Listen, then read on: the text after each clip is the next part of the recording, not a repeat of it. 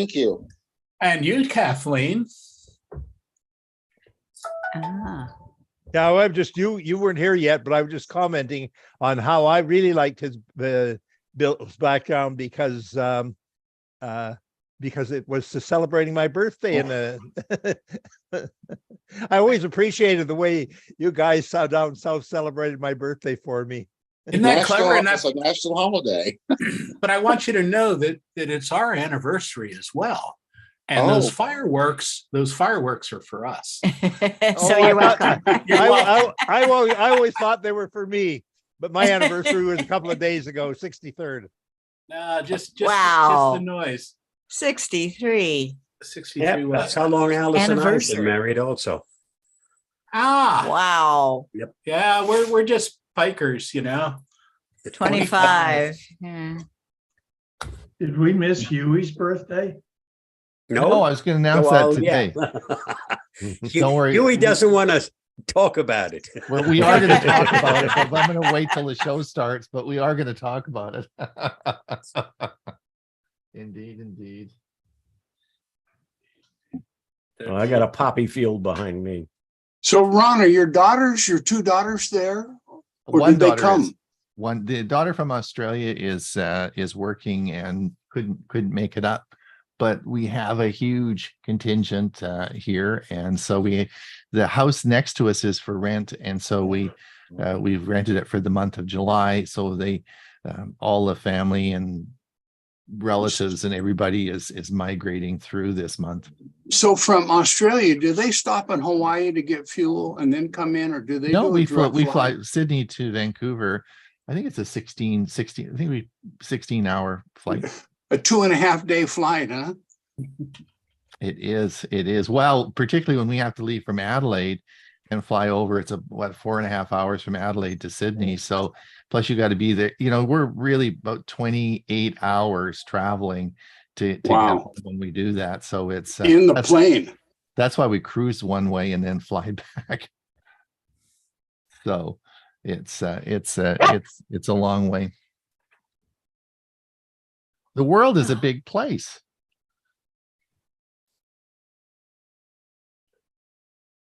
So are they in their winter months now down there? Going into it, yep. Yeah. Yeah. And then yes, it's getting cold and miserable. Does it actually snow down there? Oh yeah. Depends where you are, but they get snow. Do they have chains that they use, or what do they do? Studded tires? In the mountainous area where I guess they would. I don't know. I don't. But they do get snow in the higher areas. Now this is in New Zealand. Australia. How far away is New Zealand? Well, it's just off the side. But it is, well, if you want to fly from Auckland over to Sydney, is fair distance. I forget how many. 6 hours? I can't remember what Auckland to Sydney is. That was just a couple hours, wasn't it? Was it just a couple hours? That's what I remember. But I think it was 3.5 hours. Oh, 3.5. I don't remember. No. It was 3.25. Well, 3:34. We might have flown from Auckland to Adelaide. We probably did the Auckland. I don't think we went to Sydney, so maybe that was all. Seemed like a long flight, but that's a long time ago we did that one. But the South Island in New Zealand gets a lot of snow. They've got big mountains there. Yeah, I was really referring to down on the bottom, down on the ground where people drive. Yeah. I just checked here. It's 90 with the relative humidity of 65. Carl, go ahead. Yeah, I think I asked you this question last year. Is there a 4th of July in Canada? There's a No. 4th of July in every country. It's the first. There's of one July. in every country. The question is, do they celebrate it? Yeah. That's a Yeah. good one. Sorry, I couldn't Sorry, re- Carl. Pulls them every year too, doesn't it? It works. It works every year. I can't believe it.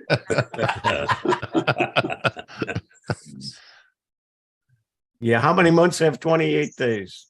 Yeah, all of them. Yeah. Yeah. They all do. Did they give you a hard time the last 2 weeks you were emceeing the show, Hewie, or are they just giving me a hard time today? No, actually,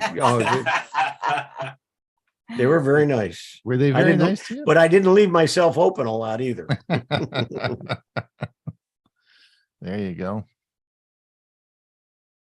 So if I we just have looked up anybody, flights. It says Pardon me? 3 hours. 3 Yeah, hours yeah, from 3 hours. Sonita. And I remember 3.5. So we were on a slow plane. I see Detlef is here. I'm presuming he's in Denver. could be in Germany. Yeah, I'm in Berlin. Oh, Oh are you? yeah. Okay. Right We in. never know. We never know which side of the world you're coming from.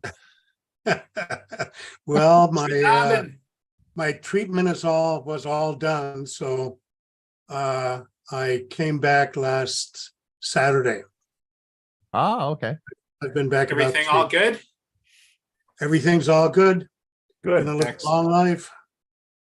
How was your flight? Excellent. Any problems? No, actually it was pretty good. I flew with Air France, and they took care of me all the way through. The whole flight from Denver was only like 12 and a half hours. So I was really happy with it. Good food too this time. Who'd you fly? Air France. They often have good food. Yeah. Where did you fly? From Denver to Berlin with Air France.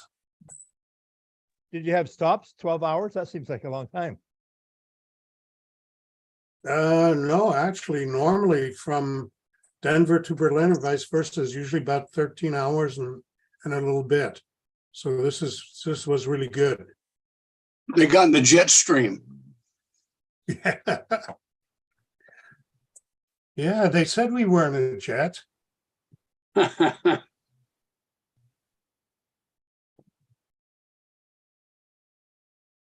So I'm glad to be back home and have my big monitor in front of me again. So is your background Salt Lake City? No, that's actually Denver. Yeah. Oh, that's Pike Peak up there in the background? No, that's Pikes Peak is actually to the south of that. This is looking straight west from Denver. There's the cash register building. And so that's not the Rockies then? Yeah, it is. Oh, it is. I thought they would be east of Denver. No. They're west. They're between Denver and Oh, yeah, you're right. You're right. yeah. So whenever you're in Denver, you know which way is west, because you look at the mountains, which then really screws you up when you get to Salt Lake City, because it's Got to it's look the east. opposite. Yeah, Yeah. it's Salt Lake City, they're east. So do you have better doctors over there in Europe than what you have here? Do you think? No, I think they've got people that are just as well educated. The thing is, my insurance is in Denver, and I'm not insured here. Your insurance is in Denver, Yeah, but you're Yeah. not insured here. You're insured I'm for not Europe. insured. I'm not insured here in Berlin, Oh, but my insurance covers me. Medicare covers me when I'm home in Denver. But here I'd have to pay for everything out of pocket. So yeah. That's Are you pretty still bad. employed or have you retired yet? no, I'm retired. I get to sleep in every day. Can they transfer you your insurance? No, Medicare doesn't cover you. in No, Europe. I mean his own personal insurance. No, What happens you- when you get sick in Germany?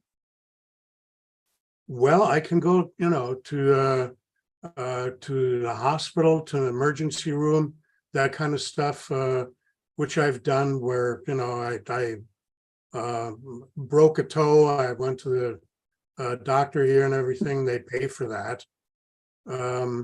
But for anything like this, which was a, longer term medical procedure, I mean, I was back home for 5 months just now.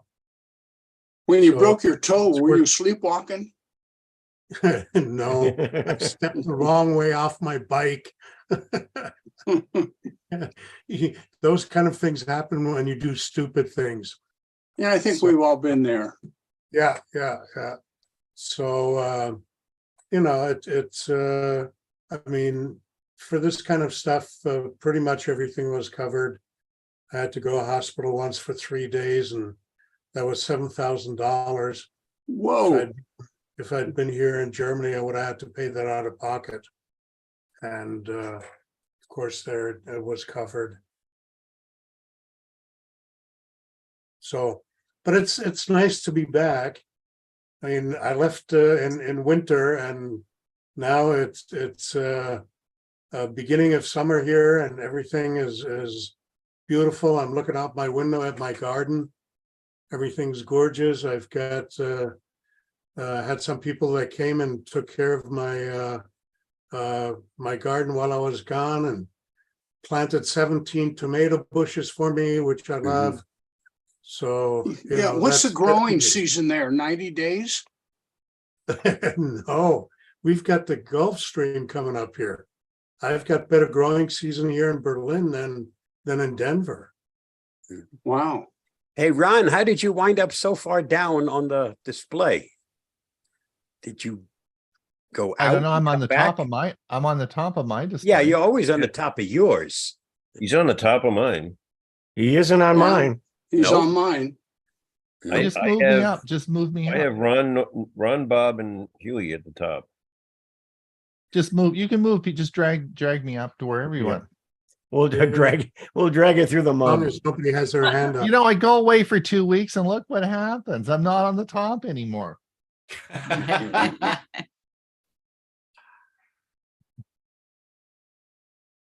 So, well, hopefully everyone's having a good time. We'll be starting in about 8 minutes. Welcome. If you're new here, please put up your hand and say hello. We're always happy to learn, to greet new people. And if you have any questions, concerns, or you want to ask any tech questions, this is a good time. Drew, go ahead. I just wanted to do I think Chris is going to be talking some Google Photos things. Mhm.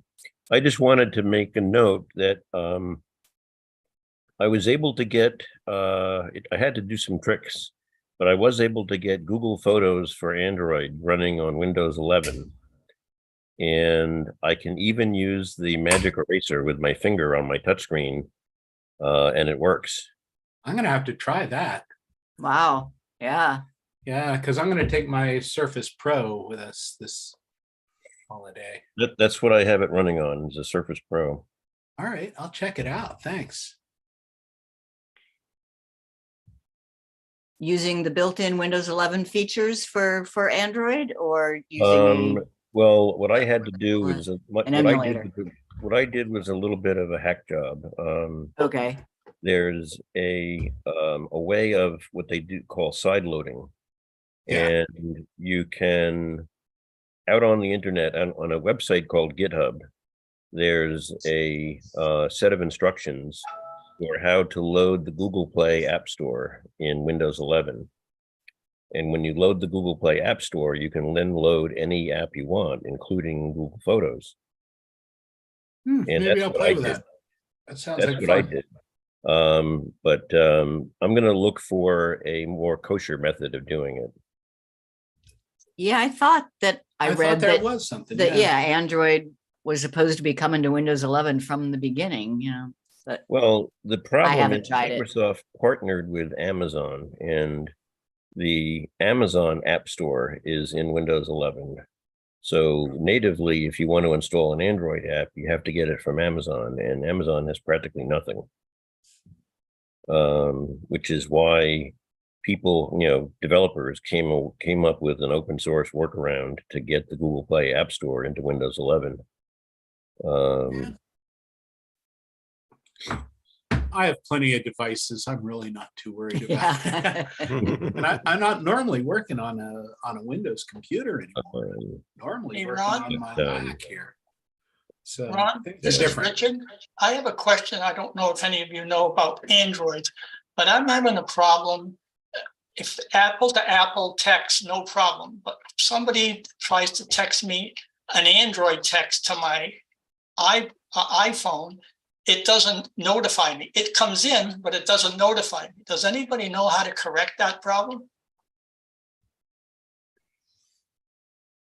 Both It's- Apple and Google are, shall we say, at war with messaging.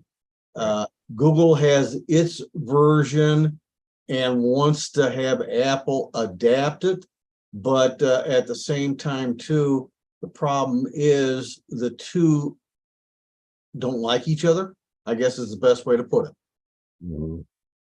My advice would be to use WhatsApp. It's a universal, it's so easy to use. It's used by most people, and it'll work, and it communicates cross-platform, and it's widely used. And so I wouldn't use that messaging. Use WhatsApp.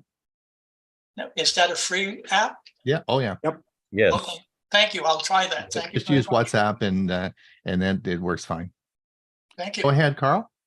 Yeah, real quick, I just got a text message from PayPal, and it said they've locked, if it's a legitimate message, it said they locked my account because somebody was trying to charge my account $450 for Bitcoin.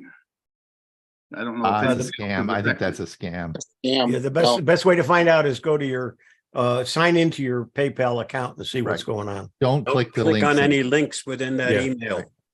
That's Right. the whole And thing. They there- want, and there is a link in there too, by the way. yeah, Yeah, do don't do not that. click it. That's where the Yeah. punchline is. That's right.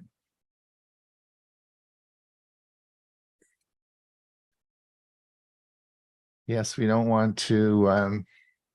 You don't want to click that link, or you'll get into big trouble. Also, don't call the phone number there. Right. Right. For sure. Bob, how many videos have you done about that? 3,244. Yeah, every hair that's missing is because of one of those videos.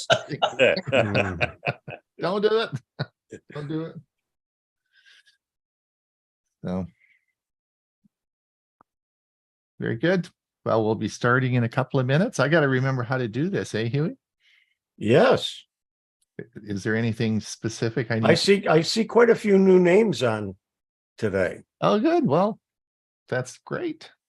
Well, we have a So- big announcement to make today, so hopefully everybody's.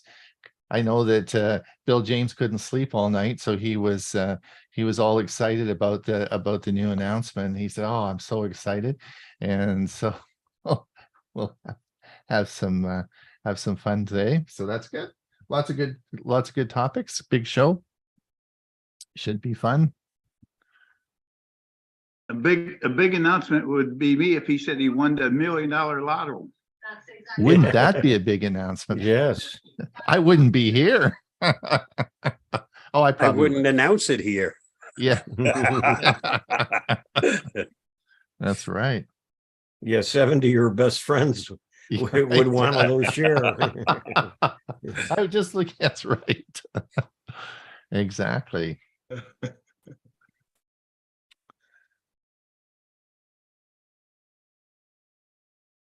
Well, let's Well- get the show on the road here. Yeah, welcome everybody anyway.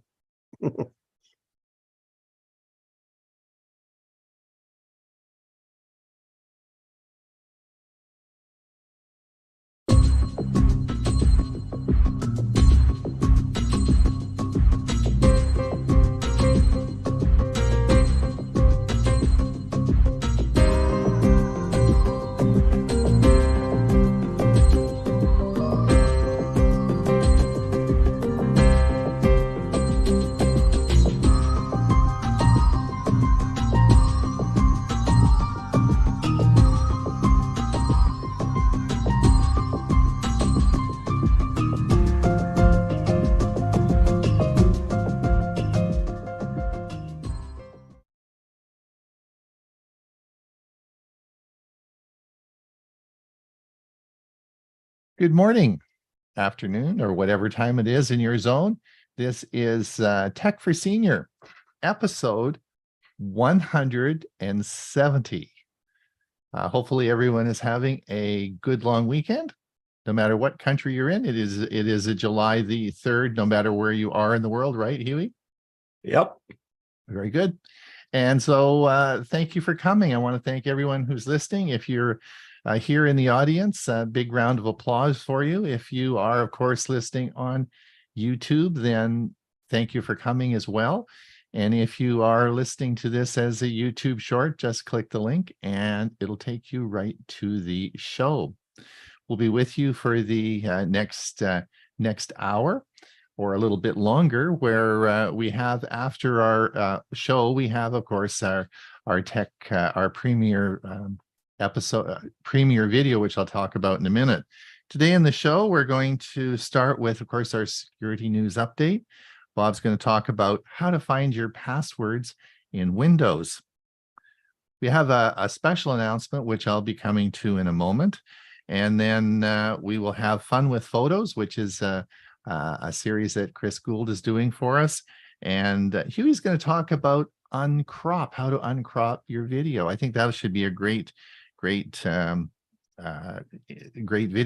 And then, of course, Bob is going to talk about the essentials of cybersecurity when you travel. So if you're planning to travel this weekend or travel this summer, you'll definitely want to watch this video.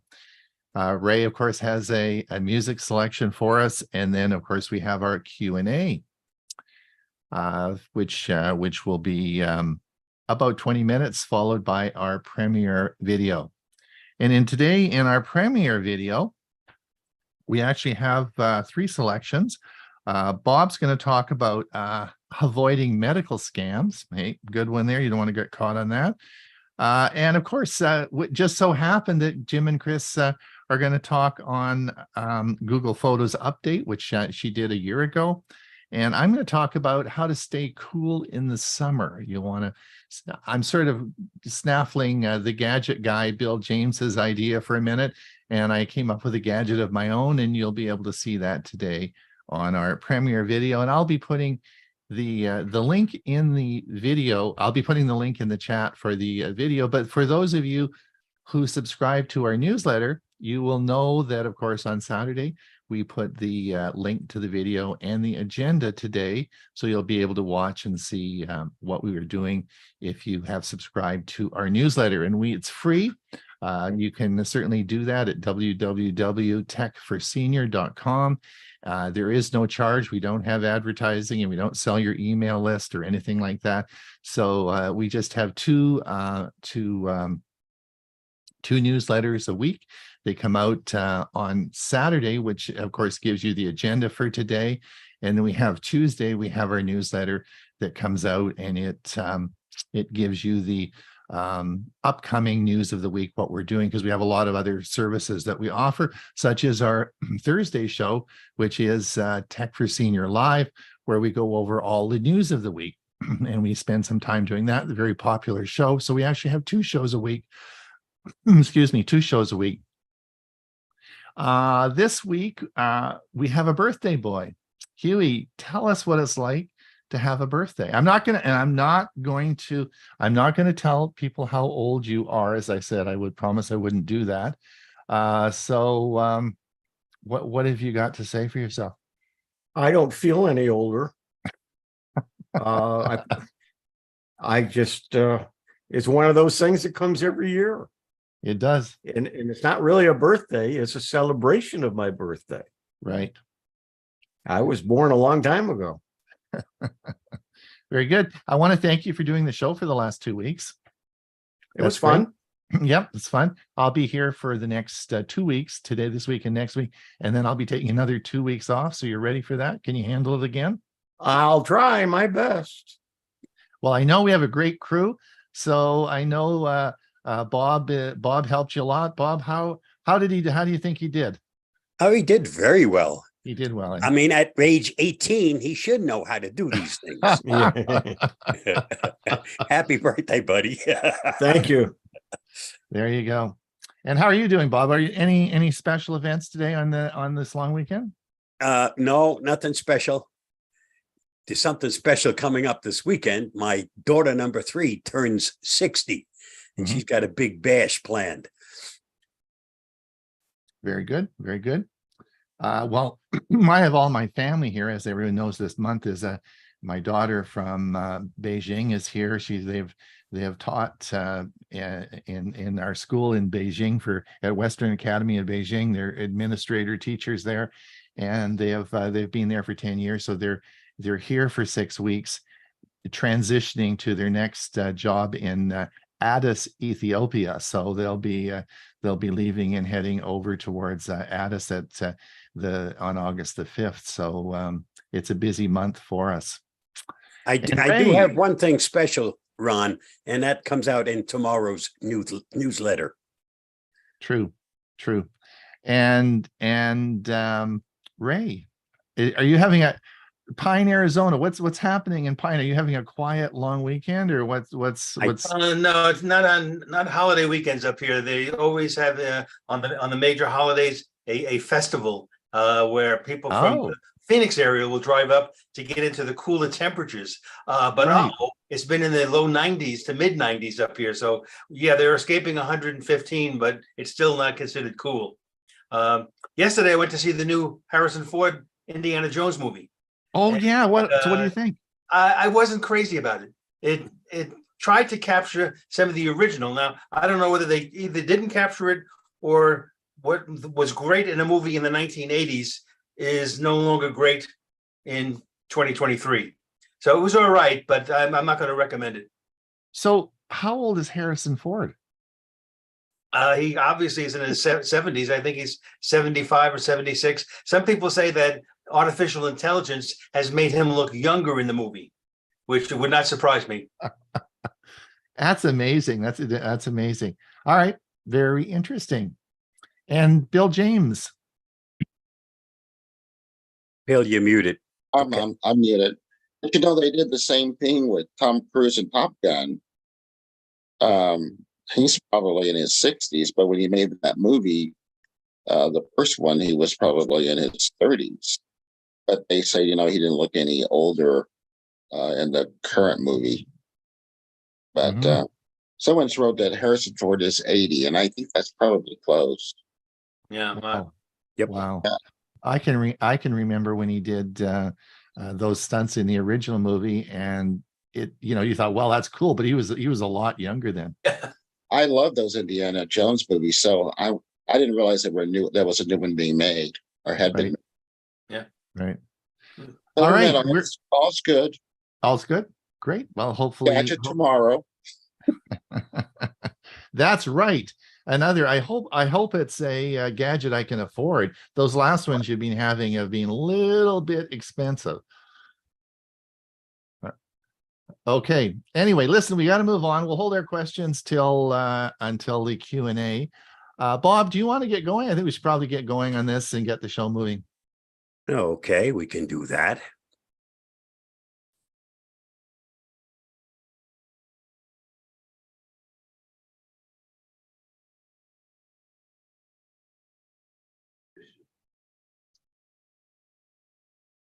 Here is my security news roundup for the week ending June 30th, 2023.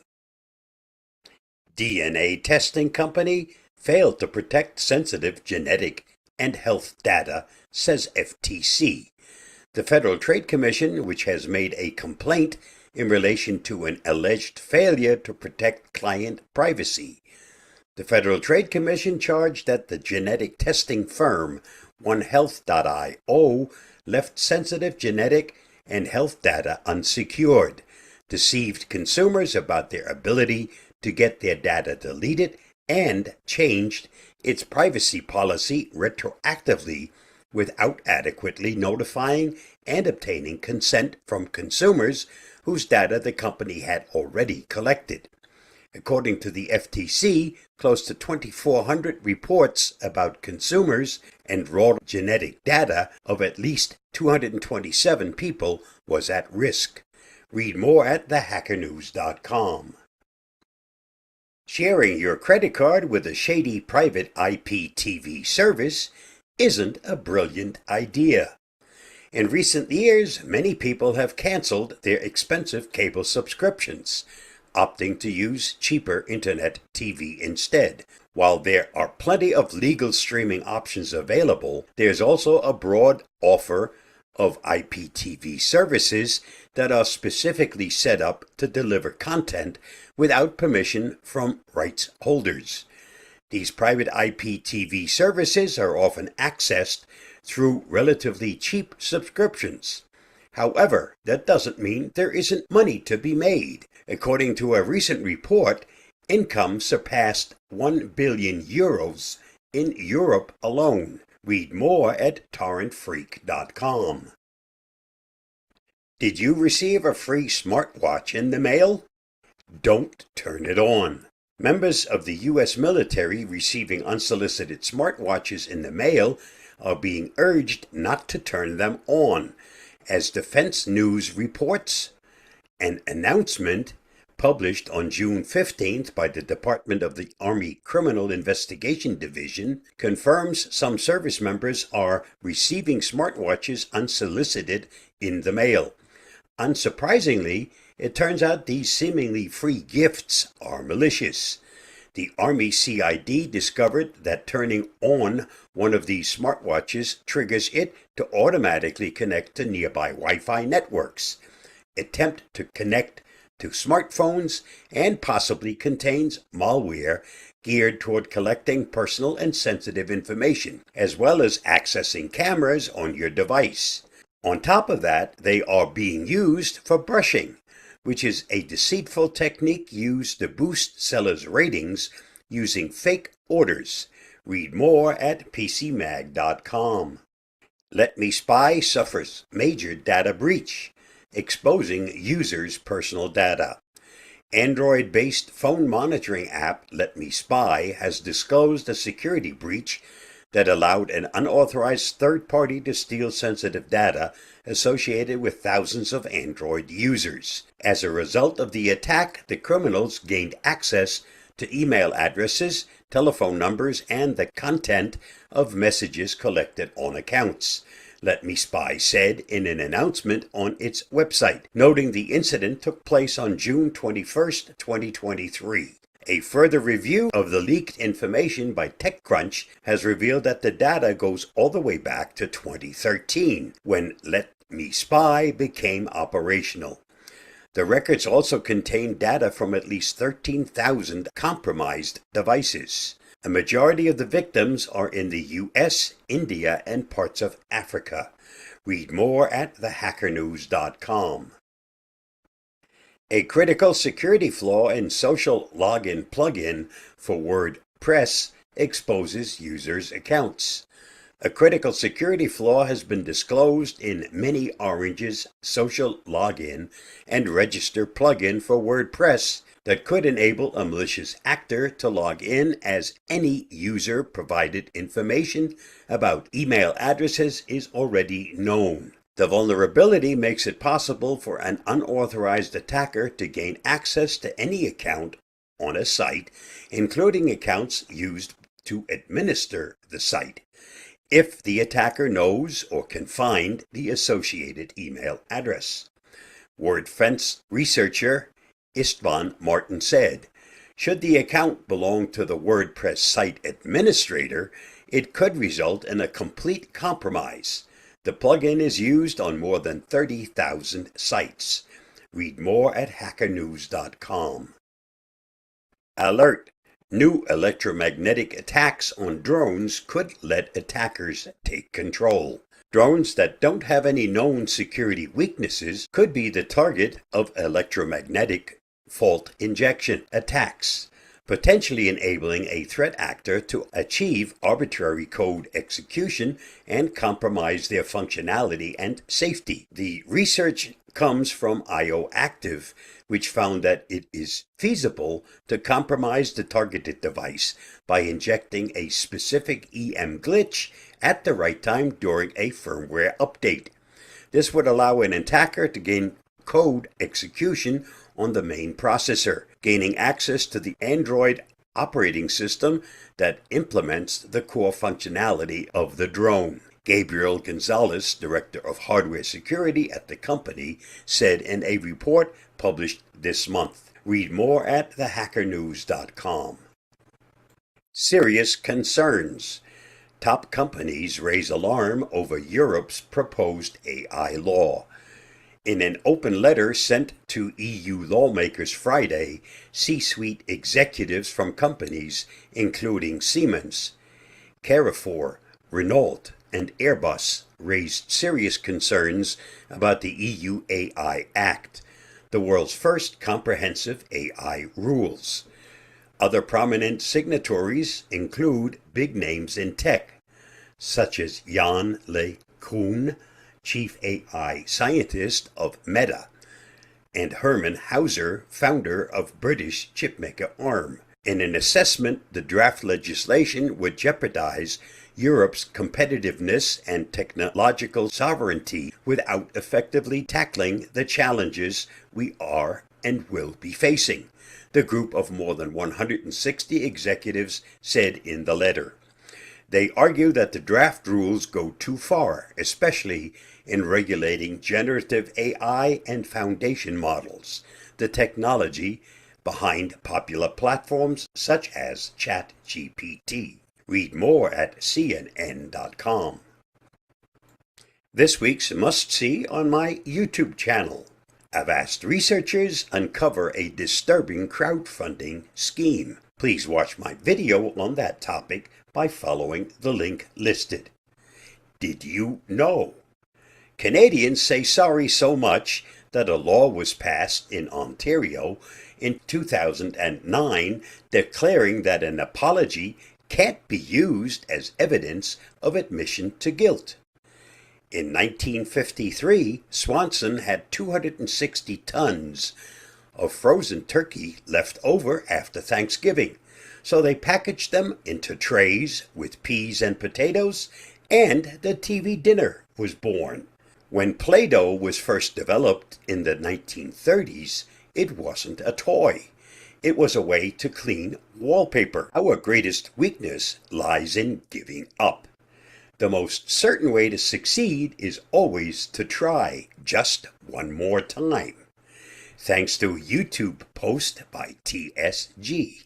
Just thought you might want to know. And that's a wrap for this week's Security News Roundup. Stay safe, stay secure. I'll see you again next week. And thanks for watching and listening. Bye-bye.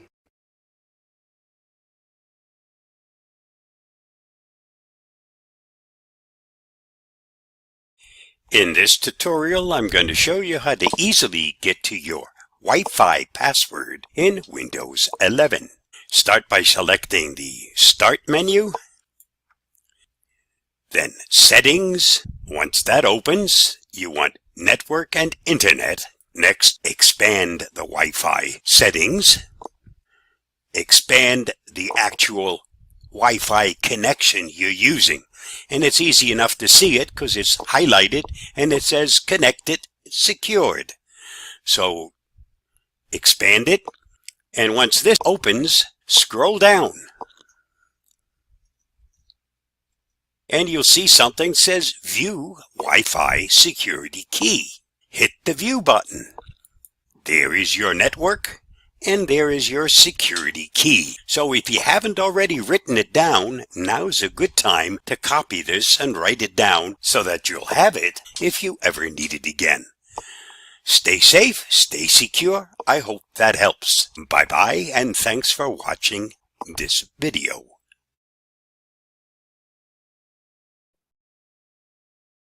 Thanks. Thanks, Bob. Isn't it on the bottom of the router?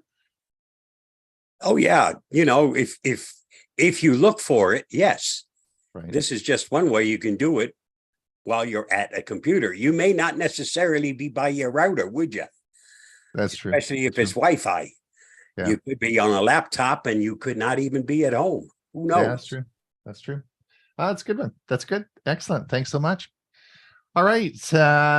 Now I get to have a lot of fun. This is one of the best things that I get to do on our show, and that's talk about our the future of the show and some of the things that we've done and where we're going. I'm going to share my screen, and I want to show you an email that I got this week, and this is how I want to start this section here. And we're going to, let's see here, we'll share. Let's see, where are we here? Now, I think you can probably all see, I know you can't read this, but I'm going to read it for you. And this is a comment I got on our video that we did Thursday on Tech for Senior Live. And it was from a fella from Australia. And he commented and said, "Hi, guys, from Graham in Australia. Just discovered your channel and really appreciate the content, as well as the way you present and your personalities. My wife and I watched the recording of your show. Unfortunately, the time difference makes it impractical to watch live, not yet insomniacs. We are volunteers at our local community health center, where there are a lot of other seniors who would likely enjoy your channel. So we may soon get an increased following as we spread the word. Thanks, and please stay well."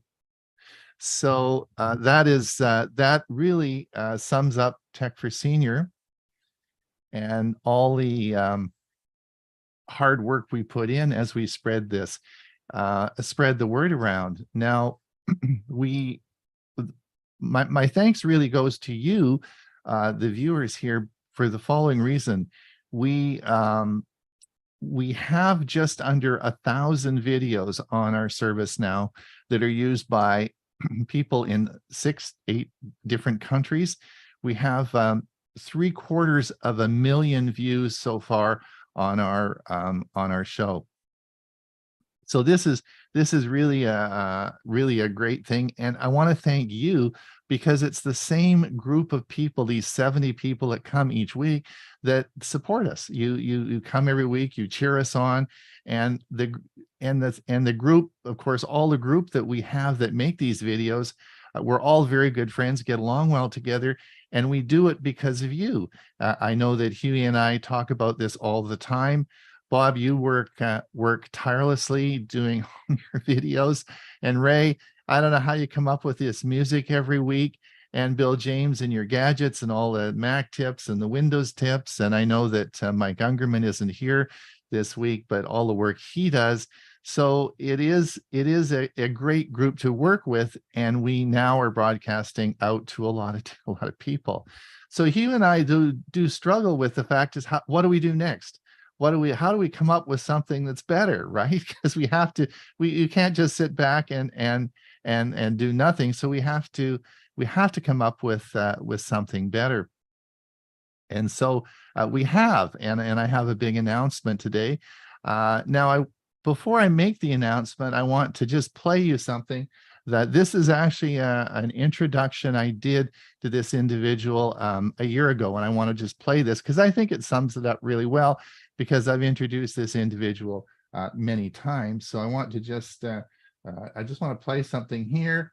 Let's just share this.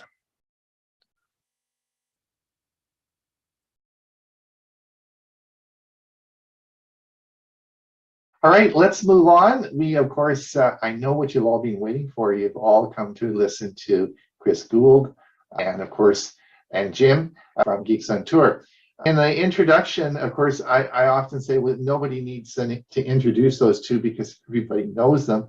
But you should be aware that Chris is a product expert in Google Photos. That she actually is a platinum product expert, which means that she's sort of at the top of the list. And as a result of that, she recently they flew her to New York, and where she was presented at the Google headquarters with a special award this year. And maybe she'll tell us a little bit about that in her talk. But she, of course, has written a number of books on Google Photos. Google Photos is something I guess everybody uses. But the thing about Google Photos is there's been a lot of features added. Like, wow, it's so hard to keep up with all the new features. So I said to Chris, I said, would you please come on the show and please explain some of these new features? And she said she would be so glad to do that. And we are so glad that she is here. And we look forward to your comments over the next half hour, Chris.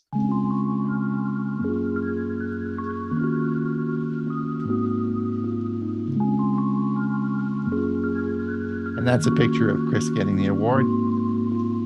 Okay.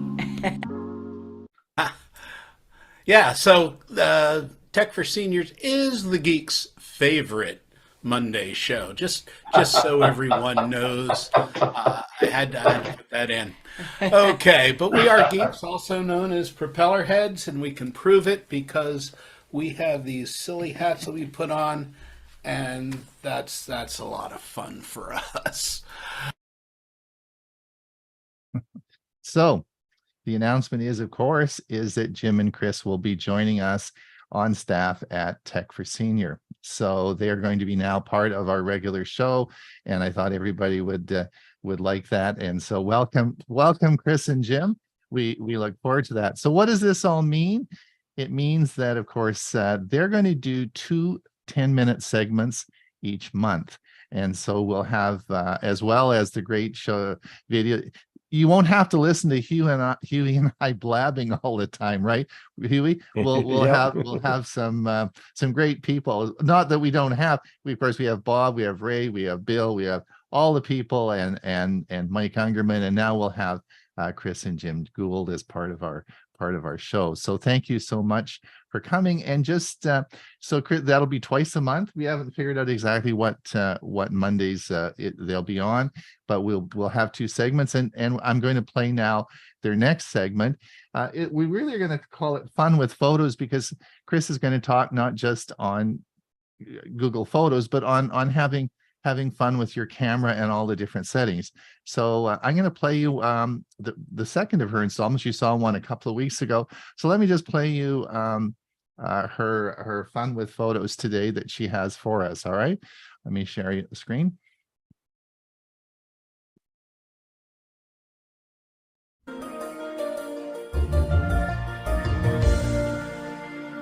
Welcome to Fun with Photos. Do you take pictures with your phone? Do you have questions about using all those camera settings? And how do you manage your lifetime of photos so you can find and share your favorite memories? I'm Jim, and together with my wife Chris, we are Geeks on Tour. Chris has 10-minute tips covering our taking photos with iPhones or Android phones, making photos better with editing and creative tools, and keeping your lifetime of photos organized and accessible with Google Photos. What do you have, Chris? Today, we're taking photos of fireworks. Have you heard people say that you can't take a good photo of fireworks with a smartphone? 2 things. If you have one of the new high-end phones and you're willing to learn about some of the pro settings, I think you can take award-winning fireworks photos. But that's not what we're talking about. I just want to keep memories. You don't need to learn any of the pro settings. Just take the phone out of your pocket. You're going to get some good fireworks memories photos. I do have a couple of tips, though. So these 3 photos here were all taken with smartphones, either an iPhone 7 or an Android Samsung Note 9 were these photos. I say smartphones take fine photos of fireworks. Keep your flash off. Let me show you what I mean there. And here I have both an iPhone and a Samsung, and if you go into the camera, the flash is that lightning bolt. You want it to have a slash through it. If you tap it, you'll see you have 3 choices: on, off, and auto. You want it off. You don't need to light up the head of the people in front of you, and those fireworks are a long ways away. Flash off. Tip number 2. Use night mode sparingly. Now, your phone might not have night mode, but if it does, it might come on automatically. Let me show you what I mean there. On the Samsung, this little moon here says that it has gone into night mode. You can tap it and turn it off. On the iPhone, it's up at the top and it's gold. I, once again, can tap it and turn it off. Now, you might want to try it. Night mode might give you some nice results, but try it both ways. Next tip is to take videos. These are great video cameras. And when you're at the fireworks, you want to see all the action and hear the sounds. So take some videos along with your photos. And then my number one tip is to turn motion or live on. And let me show you what I mean there. On the Samsung, it is this little play button up here. Tap it if it says off, tap it again. I say leave it on. Motion photos will take up more space, but they're worth it when you see what you can do. On the iPhone, it's this little bullseye icon. It's called live. If it says live off, tap it again till it's live on. And you should leave that on. Then the things that you can do are so cool. Hi, this is Chris Gould with Geeks on Tour, and if you are a follower of our videos, our YouTube channel, you may have noticed that I'm a fan of live photos, also called motion photos. They're called live on the iPhone, they're called motion on the Samsung. It's when you get a few seconds of video along with just a still shot. In this video, I want to show you what you can do with these live or motion photos. There are three main things you can do with motion or live photos. You can pick the best shot out of that 3 seconds worth of video. You can export just the video or get an animated GIF. You can make a movie that includes the motion. Now there are some distinctions depending on which phone you have and whether or not you use Google Photos. I am going to start with the iPhone because in the iPhone, the Google Photos doesn't do this. You need to use the Apple Photos. Here is a fireworks picture, and it looks just like a picture, right? But no, it is a live photo. So that means if I hold down on it, I see the 3 seconds of video. Now, I want to capture a different still frame than this. To do that, you tap Edit, then the live button down here at the bottom.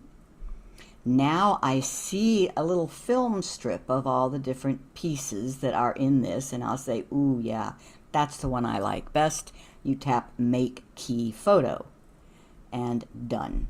Now when you're looking at just the photo, you're getting this piece rather than what was originally captured. On my Samsung, I will show you the Google Photos because it works on this.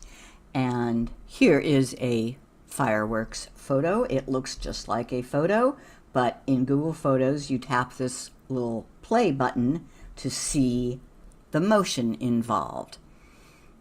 And I want the main photo to be where it's red in there. What you do is you swipe up, and that reveals the little film strip. You tap on the film strip, and now you can position to get this frame that you want. I like that one. I tap Save Copy. So that's a little bit, now this is an original photo and it is just a photo, but the live photo is also still there. Next is export to video or animated GIF. So what you're seeing right here is an animated GIF of a fireworks live photo. Let me show you how I did that. Here is that motion photo of a fireworks, and if I either tap the 3 dots or just swipe up, then you have a lot of options. This is in Google Photos on the Android. And one of the options is export. Tap export and you have the choice to just get the still photo, get the 3 seconds of video, or get an animated GIF and export. And those are fun. The third thing you can do with your motion photos is to make a movie. This is my favorite. You can do this with Google Photos on your iPhone or Samsung or the computer with the web. I think I'll show you on the computer. So on a web browser at photos.google.com, here's that same selection of photos. This first one, of course, is a video, 16 seconds. This one looks just like a photo, but if I open it and click the play, then you see the motion. So, and that is the case with these next three. I'm just going to choose three to make this quick and easy. I'll select that one, and select that one. Then you click the plus and choose movie. It's done. It's even added music. I don't like that it's portrait, so I click here and change it to landscape. I also am not thrilled with the music, so I click on the music icon, and I think this deserves a Beethoven's Symphony No. 5.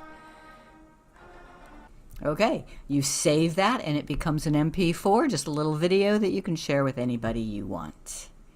So those are my suggestions of what to do with your live or motion photos. You can pick the best frame for the shot you want, you can export to a video or an animated GIF, or you can make a movie that includes the motion.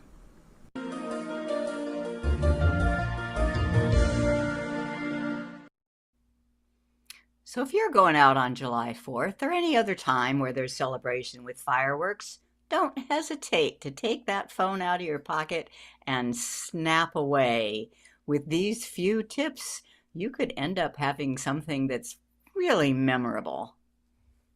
I'm Chris. And I'm Jim. And we're Geeks on Tour.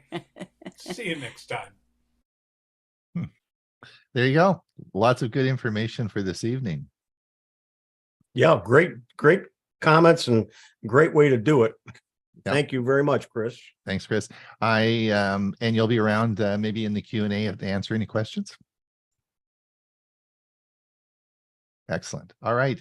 Hewie, uncrop. This is really interesting. Can you explain what this is about? Yeah, to carry on from what Chris was talking about, if you've got a photo and it doesn't quite fill the screen, instead of just making it bigger, let's add more to the picture. And you've all cropped. Well, this is called uncrop, and let's take a look at it. Hang on here a second. Let me get it up here.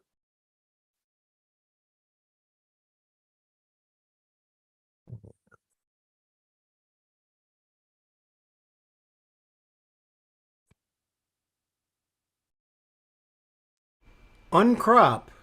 I'm Hewie Poplock. I want to introduce you to a tool called Uncrop. It allows users to transform and expand backgrounds in their photos, helping to create stunning compositions. I am sure most of you have cropped a photo at one time or another. This is the opposite. You have a graphic that is not large enough to fit in a needed space. This tool fills that space. There are 4 types of uncrops. There's portrait, which you see there. Then there's art and texture.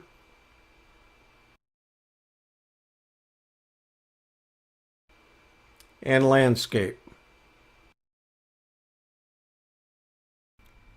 We're going to do portrait first, and I have over to the right some examples, and here's the first one that I'm bringing over. It's this picture. It was created by AI, but it doesn't fill in the spaces that I want. So if we say start, it automatically will uncrop that picture and give us some examples. The first example, the second example. You can see the different ways it does. Let's go ahead, and I like this one the best. No, I like this one better. And we'll choose it. And download it. Let's see what it looks like.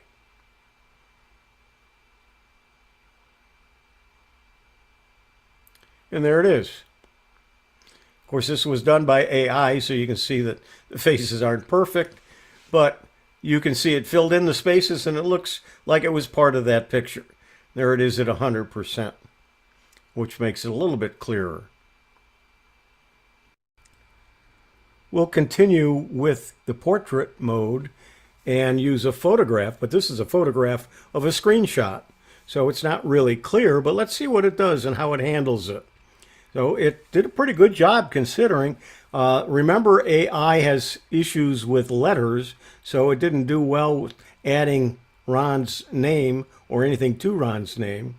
But let's take a look now. We'll go ahead and choose the one we want. We'll download it, and then we'll open it. It's actually done a fairly decent job. Okay, let's try one more photograph, this time of me. It's a single shot, and it had been apparently cropped from a bigger picture, I would imagine.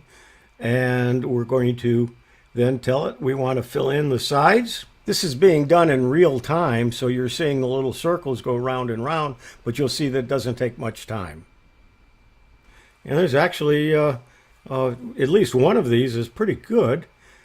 Let's take a look at them. I think there's too many flowers in that one. And again, you got two screens. Got two screens in all of them, I think. But let's take a look at the one that I chose as probably the best one. Tell it to download. And let's see what it comes out as. And there it is. Not a bad job to use as a photograph with other people with me. Next, let's try one of the AIs that I produced, and it's this one. And we're going to add more on either side of it again, and we're going to click to go ahead and start. And it does real time. So you're seeing the little circles go around until it creates, and it's that fast. AI doesn't handle words very well, so none of these really came out well. But let's take a look at what we've got. And we'll choose one of them to download. But remember that AI does not handle letters and words in graphics very well. As you can see, it didn't here either. And I still kind of like this one, so I went ahead and downloaded it. Let's do another in the art category, and this time you may remember seeing this in my Zoom meetings. And this time we're going to tell it to go ahead and start. It then is in a waiting list because this is a very popular site, so sometimes you have to wait a little bit for it to continue and generate. But here's one of the ones that came up. Let's take a look at the others. And that one's pretty good. That's good. I really like that one out of all of them. And so we'll take a look at this last one. We'll go back to this one and we'll tell it to download. And so now we've got a wider picture using that same artistic view. For our next example, let's take the landscape mode and bring in a picture of a landscape. And there it is. If this was outside of Las Vegas, let's go ahead and click to make it wider. Remembering that we don't have to always make it wider. You can make it at the top, you can make it at the bottom, and you can move it around wherever you want. So let's look at what we've got with this one. We've got some pretty good shots, I think. And we're going to choose one of them. And then we'll download it and open it up. I like that one. I like this one the best, actually. And we'll go ahead and download it and open it. And boy, it sure looks like everything there belongs. A feature similar to this is available in the brand new version of Photoshop, but of course it's considerably more expensive. Let's take a look at this picture now. We've got some things at the top and the bottom we want to fill in, and we're going to go ahead and say next. And when we do, it's going to give us 4 choices. Each of those look pretty good, but I'm going to go ahead and take a look at all of them and then decide which one I like the most. We'll download it and open it and take a look at it. And it looks very good. It looks very realistic, and it's done a nice job. As our final example, we'll take one that we used earlier, but we're going to move it over to the side a little bit. We're going to move it down a little bit, so we have to have something added to the top of the picture and also over to the side, to one side. So you can move it around any place you want and then fill in the area that's exposed. So we got a little bit of area at the top of the picture, a little bit at the right of the picture, and let's see what it's doing. Now, we are in line. We have to wait a little bit for some other people to have their pictures uncropped. And here's what we got. You'll notice that at the top, the hats added a little bit more to the hats and the top of the balloons. And we added, of course, some people to the right. We'll take a look at the various examples. We'll choose the one we like the most, and then we'll download it and open it up. We looked at all of them. Well, here's the one I chose, and we'll go ahead and download it. And here's what it looks like with the hats and the balloons. You can see the tops of them, and it actually filled in the area to the right as well. So it did a really nice job for us. Let's take a look at the pricing. Right now, there are two levels. There's free and the pro. The free, of course, is $0, and pro is $7 a month. But you can see that it'll do most everything. It's just not unlimited in the free, but it doesn't tell you how much you can do. Right now, it seems to be unlimited, but we don't know how long that's going to last. So if you want to try it and play with it, now would be a good time. Hopefully, they'll keep a free level. And as you can see down here at the bottom, it's available on the iOS, Android, web, and Photoshop, as well as Figma. Here is the website from ClipDrop. It's Uncrop. I'm Hewie Poplock. And there you go. Well, thanks, Hewie. That's great. Wow, interesting. I got some questions, but we're going to save those for the Q&A for you. Okay. Bob, are you ready to roll?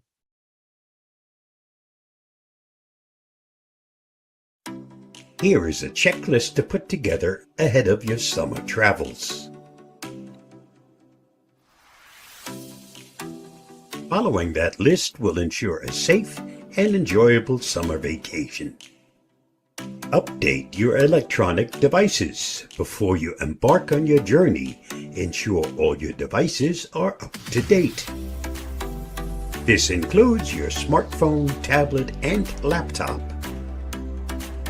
Update often and include important security patches that protect your devices from the latest threats. Cyber criminals are always on the lookout for vulnerabilities in outdated software, which they can exploit to gain unauthorized access to your devices. By keeping your devices updated, you're fortifying your first line of defense against these threats. I would recommend not waiting until the last day to do this. We all have had experiences where an update went wrong, and that's the last thing you want to happen right before you leave. Secure your home network. If you're going to be away from home, consider turning off your router unless you need it for smart home devices. An idle router can be an easy target for cyber criminals. By turning it off, you're eliminating a potential entry point for hackers who might try to compromise your home network. If you need to keep it on, ensure that it's secured with a strong, unique password and that its firmware is up to date. Be wary of public Wi-Fi. Public Wi-Fi networks at airports, hotels, and cafes can be convenient, but they are often not secure. Cybercriminals can easily eavesdrop on these networks to steal sensitive information. If you must connect, consider using a virtual private network, VPN. I can recommend the Avast Secure Line VPN. A VPN encrypts your internet connection, making your online activity private and secure, even on unsecured networks. There are some other benefits to the use of VPNs, such as streaming your favorite TV shows from your country, even if you're traveling abroad. Protect your personal information. Avoid using shared computers for sensitive tasks, like online banking. Shared computers can be infected with malware that records your keystrokes, compromising your personal information. If you must use a public computer, do not log in or enter any credentials anywhere. It is very likely that the computer is compromised and malware is spying on all activity going on there. Once done, clear the browser history before you leave to prevent the next user from viewing your browsing activity. Enable two-factor authentication. Two-factor authentication adds an extra layer of security to your online accounts.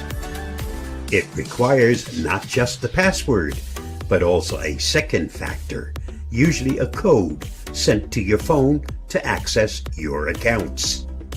This means that even if someone steals or guesses your password, they won't be able to access your account without the second factor. Back up your data. Before you travel, back up your data. This could be to an external hard drive or a cloud service. If your device gets lost or stolen, you'll still have access to your important files and photos. Regular backups also protect you from data loss due to device failures or malware infections. Keep an eye on your electronic devices. Never leave your devices unattended in public places. Not only can they be physically stolen, but a thief could access your personal information. Always keep your devices within sight and use biometric security features like fingerprint or face recognition if available. Be aware of phishing scams. Be cautious of any unexpected emails or messages asking for your personal information. Scammers often ramp up their phishing efforts during popular travel times, posing as airlines or travel agencies to trick you into giving up your personal information. Always verify the sender's identity before clicking on any links or providing any information. Remember, cybersecurity is a journey, not a destination. Stay vigilant. Follow these tips and you'll be well on your way to a safer, more secure summer vacation. Enjoy. Safe travels. Stay safe, stay secure. I'll see you again soon. Bye-bye and thanks for watching and listening. My thanks to my friend Louis Carones of Avast for his article which prompted this video. You'll find his article at the link listed. Thanks, Bob. Good information. Ray, just before we get going, I just want to say goodbye to our YouTube viewers. Thank you for watching. Don't forget the premiere video coming up. We'll see you again, same time next week.